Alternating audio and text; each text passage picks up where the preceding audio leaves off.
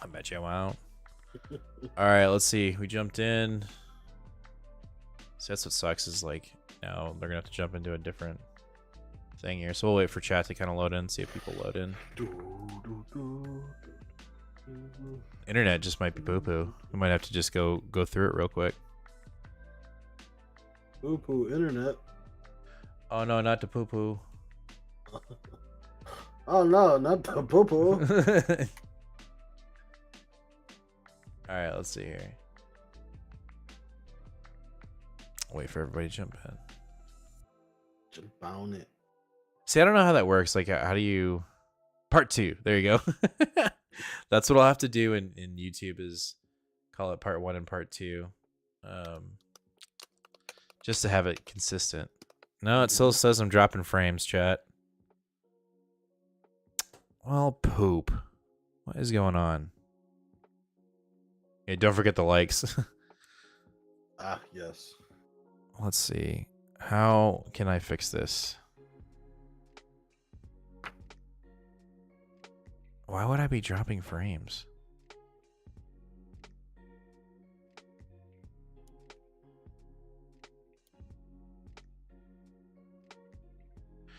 Well, guys, this kind of stinks. All right. Does it seem laggy, guys? Oh, yes, I can't tell. I don't know. You can't tell? No, mine's still delayed a little bit, but not Okay. much, so I don't Well, we'll just keep going. Anyway, part 2, X-Force issue number 38, my pick of the week. Love seeing the closure for Domino.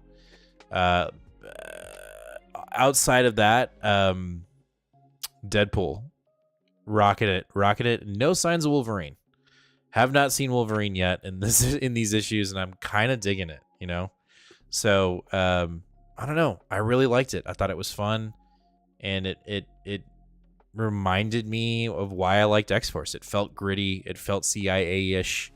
It felt like we were doing something here with it. You know, doing something with Krakoa and this X-Force team. And I don't know. I thought it was good. It reminded me, in the gore, it was gory. You know, like what the original one was. Like I remember the first issue where Xavier gets his head blown off. You're like, okay, you know, like this is the more gritty book in X-Men, and it felt good. So yeah, that's where I'm at with that. So nice, all right, let's move over to DC. We got Dawn of DC Superman Action Comics issue 1052 from Philip Kennedy Johnson. I really dug it. I had some fun with it. I think I'm really liking this super family. I'm really liking the super family. Yes. So the Philip Kennedy Johnson portion of this book was really good. I will go ahead and say I tried to read the two backups. I tried, but I just couldn't. But so we're only going to talk about that. If anyone else has, opinions on those others, let us know though. Yeah. But I'm really enjoying this Metallo kind of rekindling him as a big protagonist, and we got introduced to a pretty big mystery where we thought it was Luthor that was controlling and talking to Metallo, but it is not. So I'm curious who that's supposed to be. And then I was also really interested to see if we were going to pull in the background stuff that we've had about the War World people being, the anti-War World people that were basically like, yeah, get the aliens out of here, we hate them, blah blah blah.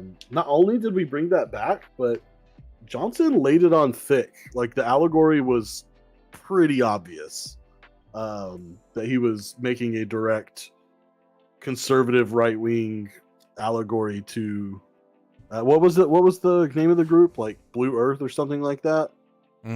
Yeah. I was like, you might as well have just called them the Tea Party. It's the same thing. We get it. So I obviously enjoyed that as well. And I think I've said it 10 times already, but I'll say it again. Philip Kennedy Johnson read Dan Slott's Fantastic Four, called him up and said, "Bud, stealing that shit. The two kids thing, acting as foils, like stealing that shit, replicating it in a perfect way. What did you Really what did you think of that detail of the girl wrapping the sheets around her wrists like chains? as chains? That was Yeah, so sad. That was I so know. sad. Yeah, I thought, but I loved that little tiny detail. Like if you were just kind of skimming, you would have missed it. I will say, and again, I know you really enjoyed the War World arc. Like you were 100% on it.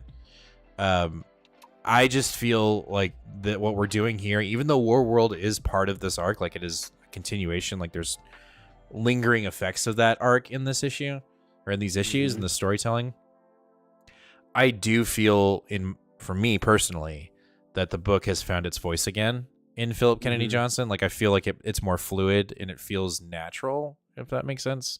For me personally, I like, and again, I really like this idea of there being multiple supers. Like I love seeing Kara, like, sitting on the couch, eating popcorn or whatever, and Crypto coming up like, "No, dog, get the hell out of my face," or like the kids kind of like nestling up to her and kind of making like she's like the big sister. Like I love that idea, like that this book is more of a family unit, and then the Superman book that Williamson is writing is more centered around him. I don't know. It just felt good. Like it felt. If I'm being honest, it feels like, and I know we're not getting this right. I know it's not going to happen, but it just feels like the beginning of the House of L. Like it literally feels like the House of L. Like there's just this tight knit group of supers, and they all have each other's backs, and there's slice of life bits, and I don't know. I dig it. I like the whole. It just feels well rounded. I will, huh? I just said I agree. Oh, okay. But I will say, again, I didn't read the backups. I'm not interested. The Power Girl artwork looks phenomenal. I will say that. Well, both Calvin and Scott are telling us that we need to be reading that, so I might have to go back and give them a second shot. All right. So that's what I needed to hear. I needed to hear somebody out there was saying it's worth it. So maybe I'll skip the Lois and Clark. The Jurgens one, but we'll pick up. I did think that it was pretty cool that guy did the artist in the Dan Jurgens one did a straight rip off of Sam Elliott as the truck driver. Yeah, like looks a lot like him. There was one thing I wanted to say, and I cannot. Oh, you were saying that it seems like obviously there are some things from War World that are being seen here still. And I think one of the most important ones that I am very curious to see if this is something that gets brought up and brought to the attention of the actual story, but there is an anger in Kal-El that I would say is not typical of Superman, and it has been apparent since they have been back from the world. I don't want to say a chip on his shoulder, but just like it's almost like he's pushing himself past the normal limit of like, I'm just mad, or I'm just upset that this is happening, or I'm just trying to stop it. Like he seems pissed. Like when he fucking booped Metallo into space. Yeah. Like that's pretty intense. Like he was upset. He wasn't just like trying to defend the tower. He was pissed. And I think that's probably a result of the War World saga. Joe says, I love the young John stuff, so I'm glad they're catering to us as well. I have no experience with it, and I think that's why I'm not really super frustrated that these books are here, that those backup stories are here, because right now we really don't have more than 3 big Superman family titles. I know we're about to get a mini for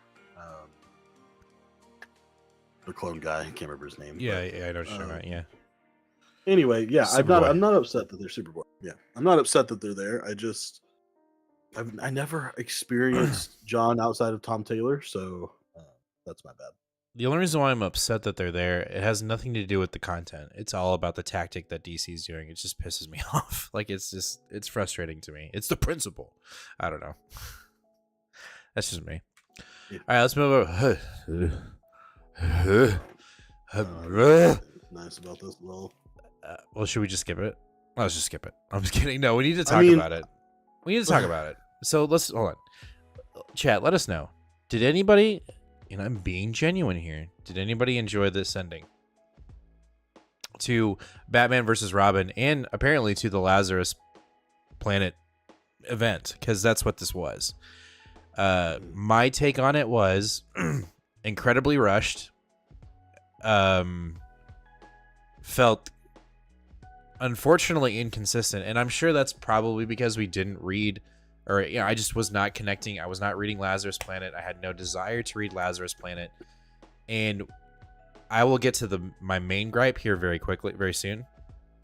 But what I feel like this issue, I feel like this entire Robin versus Batman, what it encompasses is it feels like DC went to Wade and said, hey, we really, really enjoy what you're doing with World's Finest. We think it's amazing. It's so cool that you're kind of, retconning little things here and there within DC continuity, and it's super fun. How about we have you write this little mini, right, that'll shoot us into this other event, that'll shoot us into softly us rebooting the DC universe. How do you feel about that? And Wade's like, do I get paid more? And they're like, yeah. I was like, okay, sure. And so he wrote Robin versus Batman, and it just felt, it felt like it came out of nowhere, right? We're like, oh, and now we're dealing with the demon dude, and Robin and Batman are fighting, and right? Mm-hmm. It happens. We get 4 issues in. Issue 4 ends. He goes, now continue it in the Lazarus Planet event. So then we read that shit, and it's like, what are we doing? What's going on here? Then we jump back to issue 5. We get some semblance of like, here's what happened. Here's a review, but kind of not really. Mm-hmm. All the way, Batman's dying. Now you're dying. Now I'm dying. I don't know. It felt sloppy and lazy. And outside of the ending, which we will get to, I felt me asking why. Sure. I don't know. I mean, I think I guess because the Batman story wasn't fully resolved and they felt like they needed to resolve it. But I mean, I don't know why we couldn't have just resolved that in the Lazarus Planet Omega. Right. Especially because this is going to read really weird, right? So I went and looked it up. This mini is being released in a trade paperback as just itself, nothing else. And I don't believe the Lazarus Planet trade paperback is going to have this. Why not? So if you just read Batman versus Robin, you're not really going to understand you'll understand what's going on, but it'll still be a little jarring. It'll feel like you missed something. And then if you're just reading the Lazarus Planet trade, you're going to finish it and you're going to be like, wait, how did Batman's story get resolved? And that seems just bad inconsistency wise. Mm-hmm. I don't know. I feel like we're ragging on this pretty hard, but I just and that's, again, we talk about it all the time. Like, we don't like to do that. That's not the purpose of the show. But I think when it happens, I think we need to talk about it, because we incorporated DC into the show because we felt like we were doing our viewers, and we were doing the internet, whatever. It doesn't really matter. We're just two fat dudes talking about comics. But we just felt like we were doing it. We were giving ourselves a disservice to our channel and our followers by not covering DC. But stuff like this makes me not want to read DC anymore. And I don't like saying that. I don't want that to happen. But this just didn't, it felt like a waste of time. It felt like a waste of money for me. I invest in these things. I'm supporting these concepts. I want it to be good, and I want it to, you know what I mean? I don't want to say I want it to matter. It's comics, but I enjoy reading comics, and I don't want it to feel like a chore. And this felt like a chore, and I hate that, because I like Mark Waid. I love his World's Finest. I'm picking up his Doom Patrol, which Philip Kennedy Johnson got to read it early and talked about it on Twitter, and was like, it's fucking awesome. Go get it. But when I read this stuff, it makes me leery, and I hate that. I don't want that feeling. And maybe I'm taking it too far, and I need to bro, it's just comics. Yeah, you're right. But I spent $5.99 on this thing, and it felt like it just felt pointless. It felt, and it made me question if I should pick up that extra Batman book, you know? And like, yeah, obviously I want to pick up that extra Batman book because I want to be inclusive to everything that's coming out and being insightful to our viewers and our community, you know? And it just feels like a massive disservice was done with this book. And I don't know. Patty says I'm pumped for Doom Patrol. I'm super pumped for Doom Patrol. Yeah. Wait, let's talk about the ending though. Can we just talk about the ending really quick? Because gag. Quickly, I don't want to stay on it long. What do they say? So terrible. I am Batman. I am Batman. Yeah, or something. I don't even. That was just so. It was cheesy. It was out of left field. It made no sense. That's why I think it's Mark Waid going like, "Fuck this shit. I'm just gonna do this really quick because this is not how I envisioned." I could be wrong. You could be like, "Oh my god, you didn't like that," you know? But and here, to me, if they were gonna, I have no qualms with them doing that kind of like, give a little bit of your soul so we can resurrect Batman. Sure, whatever. If that's what you want to do, that's great. I think that's fun. I feel like if you're gonna do that, I think it's more impactful if the Bat family was the one to sacrifice a bit of their souls to resurrect Batman. In my opinion, if you're gonna do that, the whole community going like, "Yay, I'm Batman." Or a Spartacus moment, if you will. They don't give a fuck. They don't care.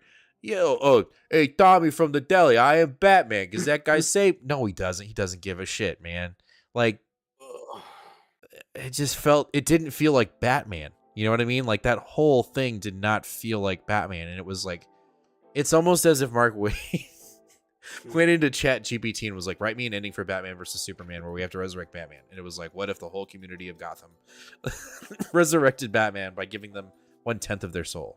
It just felt, Joe, the ending felt like old anime. It felt, but it was like, it's almost as if Mark Waid saw an anime and that happened and it was more impactful in the anime and he just kind of copy and paste it on here. It doesn't work with the character. Like, it just doesn't. I don't know. We'll get off of it. I'm sorry. A better Batman book. Okay. Detective Comics issue 1069. This was fun. Let me just get my criticism out of the way really quick. All right. Just really quick. Yeah, totally. No, just really quick.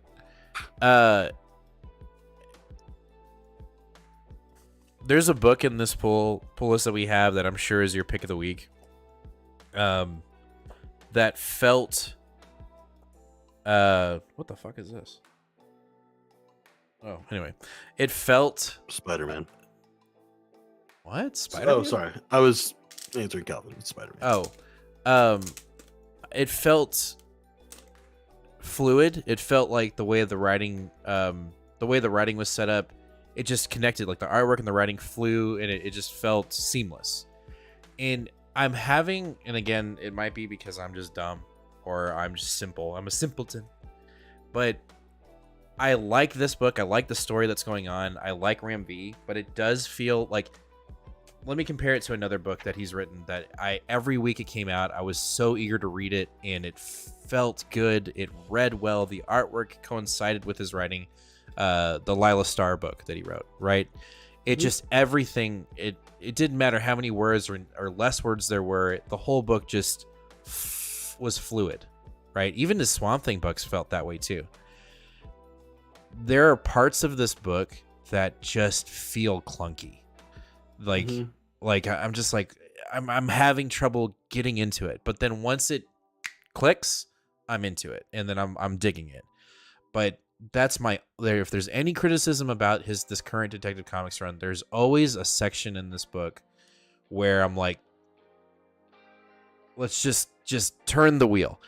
And what I found, and now I'm jumping into why I liked it, what I found funny about it was so it's the finger man, right? The dude with his fingers, eyeballs on his fingers. He's literally like inciting a poem essentially about Batman. Yeah. And I'm reading it and I'm like, okay, this is, and then we get to the end of it And even Two-Face is like, if you didn't shut the fuck up, I was about to put a bullet in your fucking head. And I felt 100% with him there. So it kind of like my criticism kind of drifted away when that happened. So, but overall, I liked the issue. I thought it was really cool. Go ahead, go.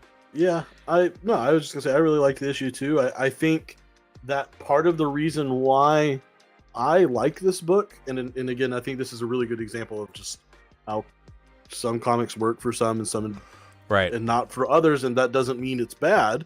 Right. Joe says Detective Comics is a snooze fest for me. Ron V is making a V book, not a Batman book. This story feels so disconnected from overall DC right now. Everything And feels what I disconnected love with about this DC. book, is it feels like I'm reading a Rom V book first before a Batman book, and that it doesn't have anything to do with the current continuity in DC.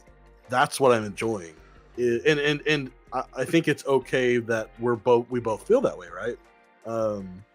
But that's why I'm really enjoying this. I feel like I'm getting to see almost an independent story, in a way, sort of woven into with DC characters. Right. I love the dark, the gritty. This has a very Jim Starlin-esque. I know he was more of a Batman the Detective Comics writer, but whatever. Just like a more overly dramatic grittiness, which I have fun with. And I like that we're taking time to set that tone with constantly shifting perspectives. You know, like we got the Osmer perspective, we've got Batman's perspective, we got Renee's perspective, we got Gordon. Like, we had a lot going on just in the Ron V portion of this book. Right. And then, of course, the best thing about the Detective Comics run since Ron V took over has actually been Cy Spurrier's backups. Once again, we get a really, really good Cy Spurrier backup with Mr. Freeze and a psychiatrist that he kidnaps. And I'm really interested to see what this little mystery is. Right before this girl is about to be frozen solid, she gets like a little earworm of a song stuck in her head. And she's like, no shit, I don't want the last thing I remember to be some dumbass earworm. And then she hears a voice and she's like, who is that? And he's like, it's me. I'm the earworm. And that's how it ends. And it's like a pretty like ghoulish ending. So I was like, man, that's a lot of fun. So I quite liked this issue for both stories. I had a lot of fun with them. Joe says, also, this did have me thinking, Two-Face threatening Bruce Wayne on people he loves getting hurt. Who? Bruce doesn't have a life. It's Batman 24/7. That's a good point. Well, especially with Alfred dead right now. Who does Bruce care about? Nah, nobody. The Robins, I guess, but I don't know. No. I mean, like, who does the public version of Bruce? Because he knows who Batman is, who Batman cares about. The information he gained was Bruce Wayne. Well, who does Bruce Wayne care about right now? Kind of nobody. Nobody. Yeah. I don't know. I'm still enjoying it, but there are moments of just kind of clunkiness, and I kind of did. I really enjoyed Ram like kind of writing it into Two-Face, like, dude, hurry the fuck up, like just get to the cheese, bro. Yeah. But it is what it is. There was something else I wanted to say about this book, but or someone said something. Where was it? Oh, when Joe said Detective Comics is a snooze fest for me, you read that part and goes, it just feels disconnected to the overall DC right now and its continuity. What continuity? Like, I just feel like DC right now is... No, I'm talking about it, gosh darn it. It's frustrating. It's just frustrating to me because I don't feel like there's a clear path. And I'm just saying, like, I still have a gripe with DC when they set a continuity with Death Metal. They threw it down the toilet immediately into Infinite Frontier. And then Infinite Frontier was just like... And now we're going into Dawn and we're like... What are we doing? And if you're gonna slit the throat, we're dawning. Are we?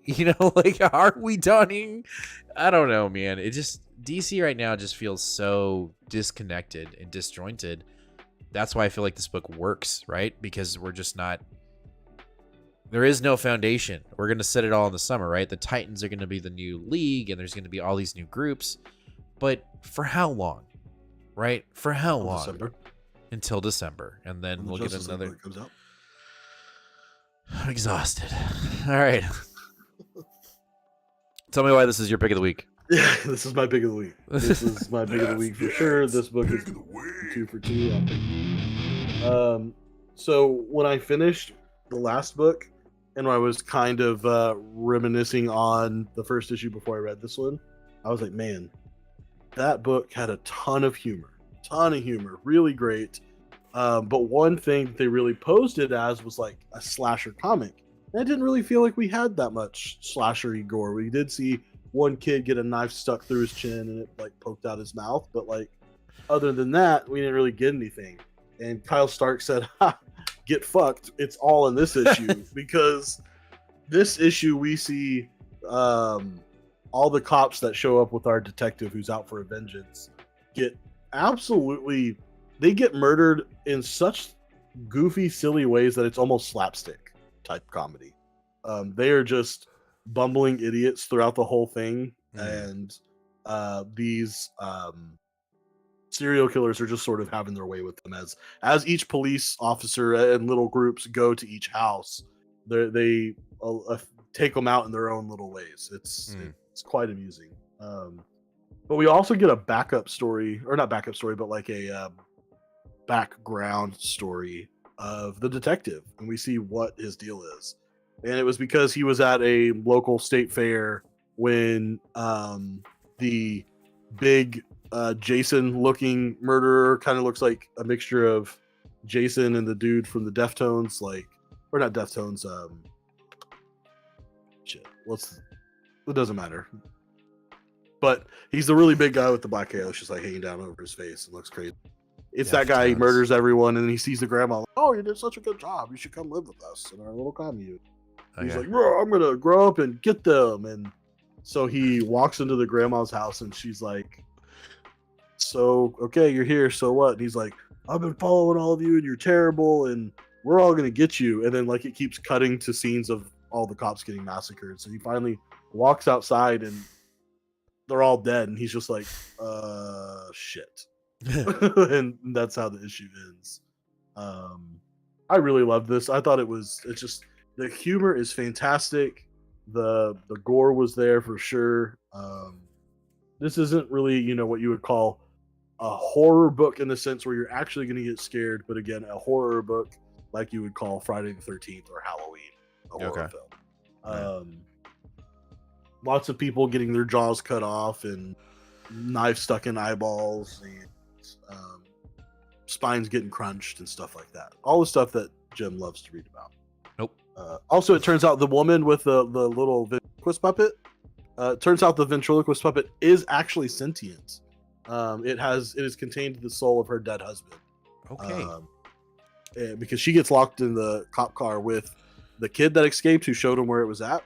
And the slapstick doll came and murdered the two cops protecting the car to bail her out. So feels like a bad Resident Evil game. It's just I don't know. Like this this one makes me regret that I didn't read more than one issue of I Hate This Place, which is Kyle Stark's other ongoing right now. Right. And the humor in this already just 2 for 2 really makes me start like sticking on his name and seeing what else is out there that I might. This shit is good. This is right up my alley. All right, dig it. Easy pick of the week. Nice. All right, let's talk about Jeff Lemire's Phantom Road issue number 1 from Image Comics. This is the book that I was talking about when I was talking about Ram V and like kind of fluidity, and this is kind of in the opposite. There wasn't a lot of deposition, right? There weren't a lot of words, but when there were, they felt like they mattered, and the way this book flowed with the artwork and the writing, it was enjoyable to me, and I wasn't going to pick this up. You had it on your pull, and then you were like, you should probably get it, and then I read someone else who was like, Phantom Road, go get it, it's Jeff Lemire. Wasn't And it? What's the guy from Canada? Didn't he say that? oh yeah, Joe's Comics or something like that. Yeah. Yeah, I enjoyed it. I thought it was fun. It's got me kind of going like, wait, what are we doing here? You know, like, are we doing some alternate universe jumping or kind of like the negative zone, if you will, in this book? I didn't know what to expect at first. You know, at first glance, it kind of looks like a zombies book, just like a straight up zombie book. But there's something going on in this book. You got this truck driver who's, you know, kind of addicted to working and is ignoring his family, and he's in hot water there. And at one point, he's driving, doing the thing, you know, just living the life, working. And one night, this car like is about to hit him, and he swerves, right, and he gets out, and dude, well, I guess the driver wasn't wearing a seatbelt, gets launched out of the car, finds the passenger. The passenger's freaking the fuck out. She's like, "We saw them." He's like, "The fuck are you talking about?"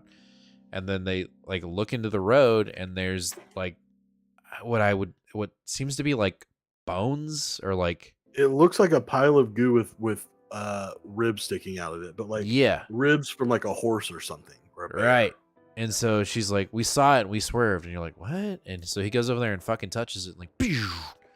They get transported in what seems to be an alternate negative verse of where they were at when all this goes down. It's nighttime, and when he touches it, they're in like a negative day zone, if you will, like gray and dusty and no vegetation, and they are confronted by what looks like a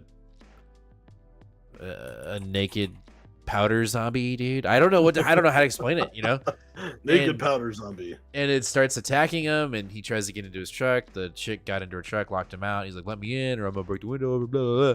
And they fight this thing off and beat the shit out of it with an iron, and then they leave.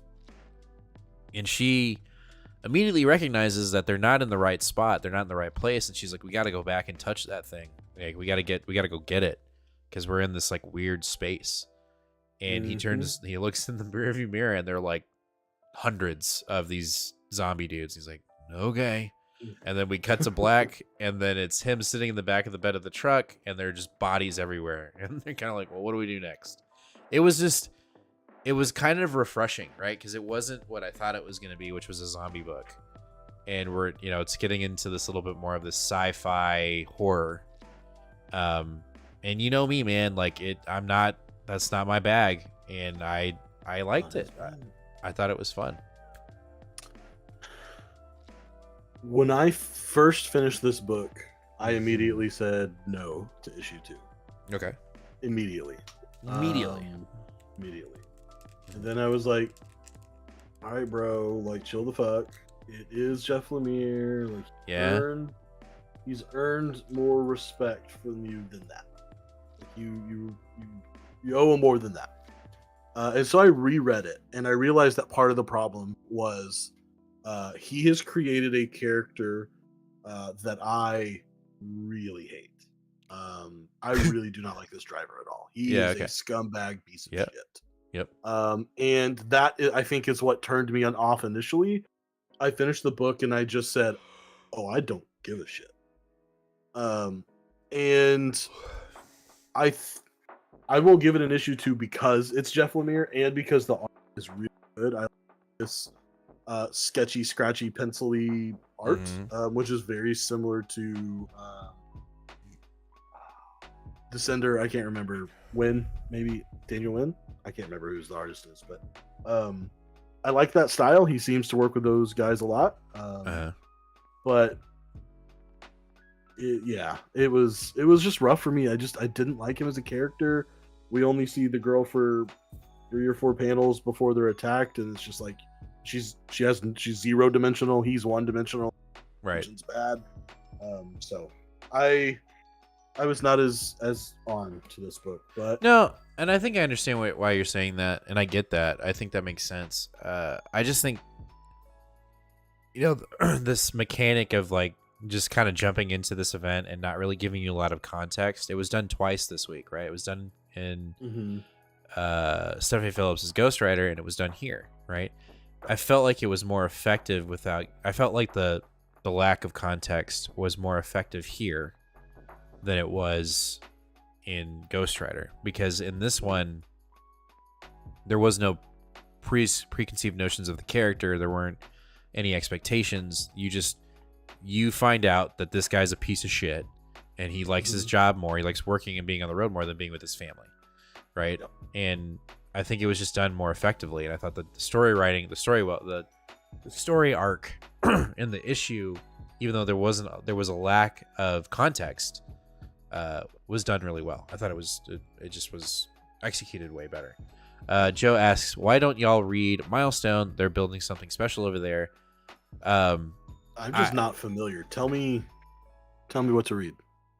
Throw us out some suggestions. Yeah, I think for me, the reason why I'm not reading Milestone is because I'm with you. I don't know. Like, I just don't have context, but also I'm very leery with DC right now, even though it's kind of not, it's supposed to be this other thing, but I just don't trust them. And I just don't. I don't. And I know like there are a lot of people that are flipped, right? That are like that with Marvel. Like some of the shows that we watch, they're just skipping left and right books from Marvel because they just can't take it anymore. But for me, it's DC. Like, I just don't trust DC. And that sucks. I hate saying that. I want to. There are books that I like from DC, and they're few and far between, unfortunately. Some of them don't come out for 3 months. Dark Knights. So, it is what it is. Joe, is that a good thing, though? If a writer can make you feel something, that means you are on the right ride he's taking you on, unless he isn't supposed to be unlikable. As a former wrestler, making people feel something is the key for storytelling. I'm telling in the ring. I think you're onto something there, Joe. And I almost said something like that when you said that. I almost wanted to relate it to, because and I'm just asking. I'm not trying to like dredge up old stuff. But isn't your dad a retired truck driver? So you kind of hit the nail on the head. I don't need to read a story about an angry dad that's a truck driver. I lived that life. Right. I don't need to read a story about it. I mean, I don't want to get too personal, but like, I have a good relationship with my father now. This isn't like a judgment on. I don't need to read the story about an angry truck driving father. I've read it and I'm not that interested in it. This is why I was trying to say this is really like a no for me personally. Right. I would never give this a 1 out of 5 stars because of its content. I was just meant more for me. So what you're saying is you're pissed at Jeff Lemire because he like took your diary and was like, all right, I'm gonna write a story that's specifically created for Nathan because his dad was sure. a director. No, not like that. But I don't know. But you're also right to a certain extent. I trust Jeff Lemire, and when I read stuff, like I try to be open-minded and read just as much based off of the writer, based off of the artist, and based off of the story as I can. But when you are someone like Jeff Lemire that has really done well at tons of books in the past that I've enjoyed, you get a second issue. Maybe another person that I hadn't read a lot of wouldn't. Right. So he gets second issue. Okay, yeah. All right. Joe says, go read Static, Hardware, Icon, and Rocket. I started reading Static. I didn't continue it. I think at the first season, or part, or whatever, it's story 1 or arc 1. I remember reading that, but I never got into Hardware, Icon, or Rocket. I should check it out. Definitely for sure. Joe, where's our halftime question? Huh? I'm kidding. You don't have to create content for us, but yeah, I kind of miss those though. I'm just gonna say. I guess that is one. Why aren't you reading Milestone? That could be one. All right, that is going to do it for, I guess, part 2 of Two Fat Guys Pull List issue 10, or 123. Wow, 10. Like we said, next week's pool is also very small, itsy bitty. All the books on Milestone are releasing season 1's hardcovers. Oh, nice. I wonder if they'll have it'd be cool if they just had like all of them. But anyway, I have a compendium of the original Milestone. Oh, nice. Lee has actually told me to buy that multiple times. Then you're just being. I know. Anyway, yeah. So next week is pretty small, pretty light. I will say though, there are some. Let's see. No, there's some good books though next week. I'm pretty excited for. We've got. I'm not gonna tell you, you guys. Got to watch the show next week, or the, the new comic book day video for next week. But anyway, we will definitely see you. Joe says I'll get you a good question next week. Thank you, Joe. I appreciate that. We'll see you guys next Tuesday, 4:30 p.m. Central Standard Time for a new comic book day. Where we will be talking about at least 1, 2, 3, 4, 5, 8, probably about 9 books, maybe 10. But then we'll catch you guys live this Sunday again for that live show here on YouTube. So again, if you haven't already liked the video, even though I'm sure you liked the other one, make sure to like the video, subscribe, ring the bell, do all those good things. And we'll catch you guys next week. Yeah. It's just been kind of weird though, you know, like outside of last week, because last week was the week where we had a ton of books, right? We had like 25 or something like that. Yeah. It just seems like every week there's just maybe 9 or 10 or even less than that. And I'm wondering if we're just kind of in this weird, like waiting for the summer kind of thing. Because I've looked at solicitations. I will say DC has even in the Dawn, there aren't that many books coming out from DC. Like DC is, I don't know if they're roll for Dawn. They're doing they're stretching it out over the whole summer. I guess that makes sense. It's just like when you see the solicitations for DC, it's just like Batman, Superman, Batman, and then a new Dawn book, and you're like, I don't want to read that. So anyway, Joe, any extra reading this week? There was for me. Here, hold on. Ooh. I had 3. Mine's back there. I need to go get it real quick. I haven't started these, but I need to. I picked these up recently, so I've got. Did I read issue 2? I don't remember. Yeah. I've got Colorless issue number 3 that I need to read that I picked up. I have Kaiju number 8. They're all mangas that I got at Target for like they're all mangas. 20% off. And then I've got the Malevolent Spirits. This one looks pretty crazy. You don't read spirits. So that's the extra reading that I have. On top of, I feel very proud of myself. I got all outside of volume 17, which comes out in April. I was able to lock down all current 16 volumes of Witchcraft work, and I am on issue.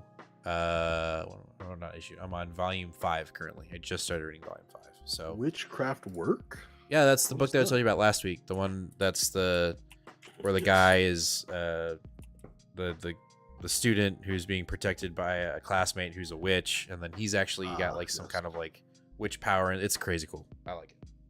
What do you got? So I started a new novel. I had actually read like maybe 30 pages of it, and then set it down completely so that I could finish my previous novel, which was Intercepts. That was the horror novel I talked to y'all about. I started Priory of the Orange Tree. This is a fantasy, high fantasy, Lord of the Rings, Game of Thrones sort of book with dragons. And whoa, she thick. She is thick. She a thick girl. And how far are you in? Oh, where's your bookmark? This is the beginning. So I'm like 250 pages in to an 800 page book. So damn. I have been cheating a little bit. I listened to this in the car in audiobook as well. So I'll listen, on my hour commute one each way, and then read a little bit at home too. So very good so far. Very good. Okay. Sebastian says you guys should do a show that you read a trade paperback or even an Omni and just talk about it. I feel like that would be cool. That sounds like fun. I've thought about that for quite a while actually. And for like a year. Joe recommends Secret Invasion by Brian Michael Bendis. It's a big event, but really good so far. I'm reading it on Unlimited. You know what? Okay. Let's think about that. I think that's a good idea. Scrolls too.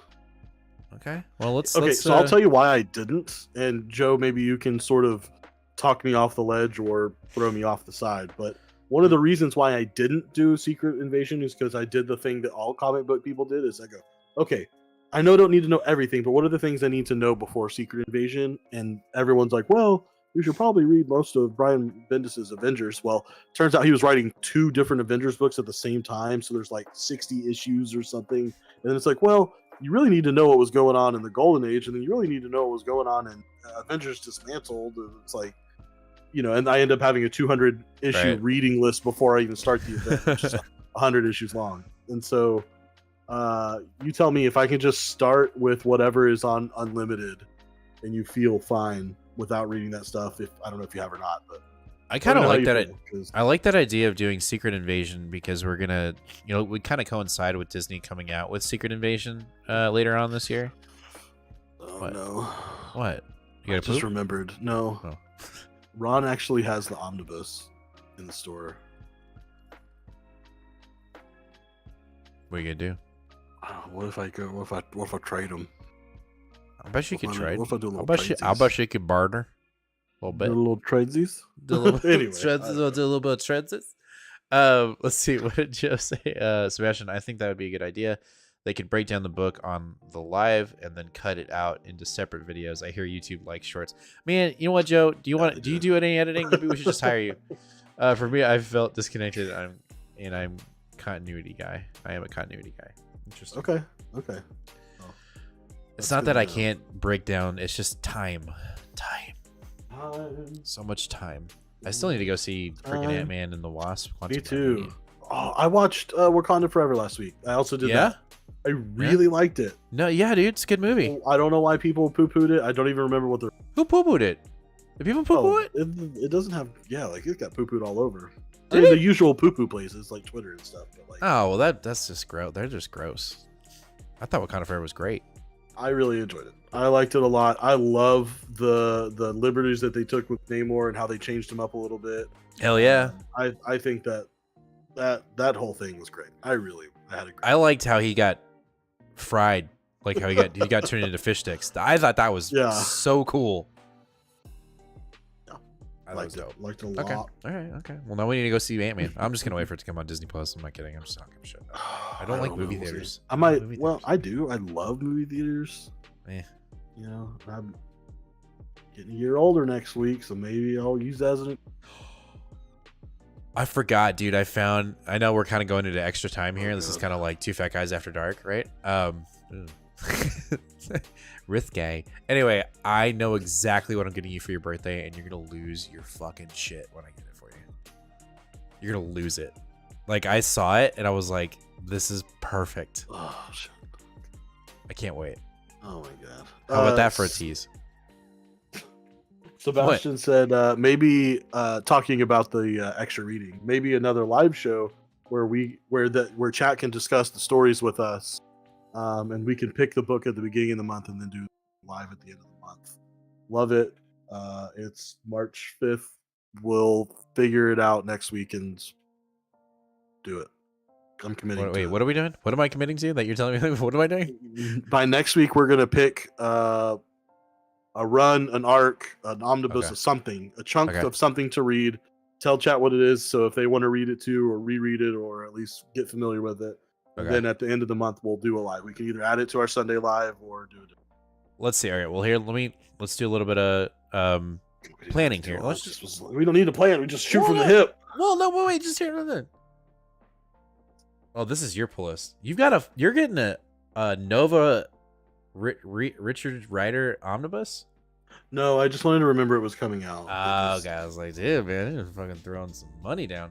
No. All right, so for March 29th, you have 1, 2, 3, 4, 5, 6, 7, 8. You have 9 books, and I have. Let's see, my pull list. March 29th, I have 2, 3, 4, 5, 6, 7, 8, 9, 10. I have 10 books. So I think that actually works if we pick something. So let's go ahead and say this new comic book day video for Tuesday. We will pick a book or an arc, and we will announce it in New Comic Book Day. And then we can that will let you guys know what we're reading, and then we will repeat it next Sunday live, so that everybody knows. You know, if you missed it, what we're gonna read, and then on the live show covering March 29th, we will add in that, and we will talk about that, whatever that's gonna be. Does that sound good for y'all? Sounds like fun to me. Patty, I got the Captain Britain omnibus that got pulled somehow by accident. Still got to dig in. Dang, isn't that thick too? Isn't that like a thick boy? It is, and that's some probably very good but dense Claremont 70s, 80s, right? I don't think I could ever. I mean, I know you're deep into that stuff. I don't know if I could do that. Like, I really don't. Read the Claremont era. Yeah, you could. You totally could. So? Maybe not all of it, but the big stories. The introduction to the Morlocks and Dark Phoenix saga. And, okay. Yeah, no, you definitely could. Let us know let us know in chat and or in the comments give us some recommendations. I think we'll come to a conclusion of what we want to read, but give us some recommendations. Maybe that'll give us a good starting point. So let us know what you think we should review on our last show for March 29th. Review and yickety yak about. Yickety yak yak yak. All right, guys, we're gonna go now. Yeah. It's been a weird episode. Again, it's just been got the internet problem, and I'm thirsty, and he's yawning, and you should have bubble water. It's really my god. Okay, they're not a sponsor. Stop showing their logo. All right, we'll see you guys later. Let me sign it off. Oh, let's talk about our show sponsor, Topo Chico. They would never. Though I want to get Yellowbird hot sauce as a sponsor for this. It'll be so cool. Really good. Anyway, as always, guys, read more comics and be kind to one another. Later. What'd you say, Patty? I never ordered, but they said that it was attached to me, so they gave me the deal. It's not my thing, but they will not read all. Oh yeah, gotcha. Please read Deceased. Ooh, I kind of like that. And no halftime questions. Joey, I'm done. I'm not doing no more free work. You got to pay me.